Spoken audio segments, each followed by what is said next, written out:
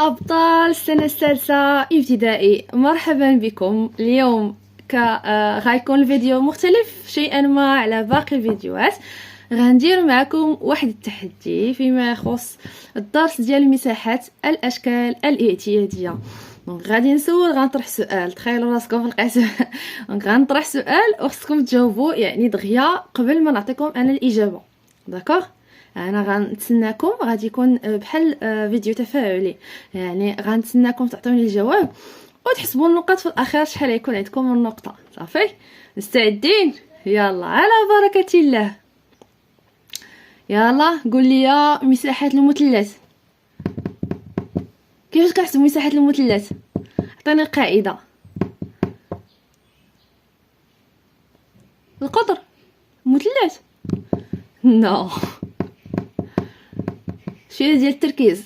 يلا بغينا نتفكروا المساحه ديال الاشكال الاعتياديه، خصنا نتخيلوهم، خصنا نتخيلوا الشكل كيفاش داير.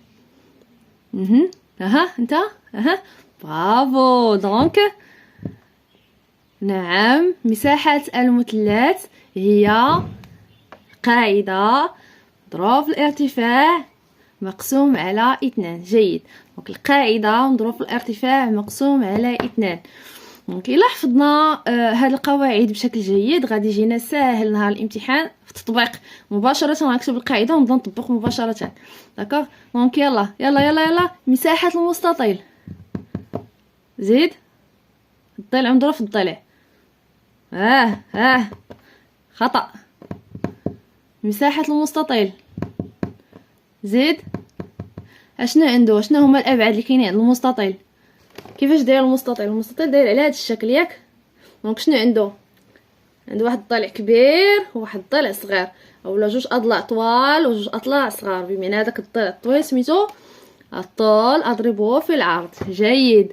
دونك القاعده هي الطول مضروب في العرض. جيد. زيد. مساحات المعين. يلا مهله للتفكير. المعين اشنو عنده؟ المعين عنده نفس الضلع مثله مثل المربع، وعنده قطرين، قطر كبير وقطر صغير. يلا دونك جيد. الضلع القطر كبير، نعم، نضربه في القطر الأصغر ثم نقسم على 2. جيد. يلا المربع. زيد. المساحة ديال المربع كيفاش دايرين الأضلاع ديال المربع؟ كذلك أضلاعه متقايسة. دونك الضلع مضروب في الضلع، دونك مضروب في اولا الضلع مضروب في الضلع. جيد. دونك الطول مضروب في العرض هي ديال المستطيل، حيتاش كيكون واحد الضلع كبير وواحد الضلع صغير. بالنسبه للاضلاع ديال المربع اصلا متقايسه، نقولوا الضلع مضروب في الضلع. مثلا الا عطاونا واحد الضلع فيه 6 غنديروا 6 مضروب في 6 بكل بساطه. جيد. شنو بقى لينا؟ متوازي الاضلاع. نتخيلوا متوازي الاضلاع، نتخيلوه. دونك عندنا القاعده نضربها في الارتفاع. جيد، احسنتم. ثم بقى لينا شبه منحرف. يلا شبه منحرف، مساحة شبه منحرف. يلا شنو عنده شبه منحرف؟ عنده قاعدة صغرى وعنده القاعدة الكبرى والقاعدة الصغرى. اذا زيد القاعدة الكبرى زائد القاعدة الصغرى. جيد. نضربها في الارتفاع ثم نقسم على 2. جيد. ثم نسينا المساحة ديال القرص. يلا مساحة القرص، مهلة للتفكير. مساحة القرص هي زيد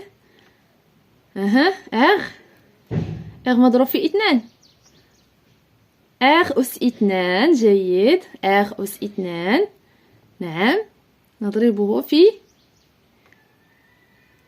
زيد أس 2 مضروب في بي التي تساوي 3.14. يعني أس 2 نضربها في 3.14. برافو عليكم. دونك في التعليقات غادي تقولوا لي شحال من جواب كان عندكم صحيح بلا ما تكذبوا. و فريمون راه الا خديتوهم مزيان يعني عقلتوا عليهم مزيان غادي يجيكم الاسئله المتعلقه او السؤال المتعلق بحساب مساحات شكل اعتيادي غادي يجيكم سهله. فقط غتكتبوا القاعده وتبداو تطبقوا مباشره بالارقام. دونك هادشي اللي كاين. كنتمنى ان لا فيديو تعجبكم وتفاعلوا معها بشكل جيد، والى لقاء اخر ان شاء الله.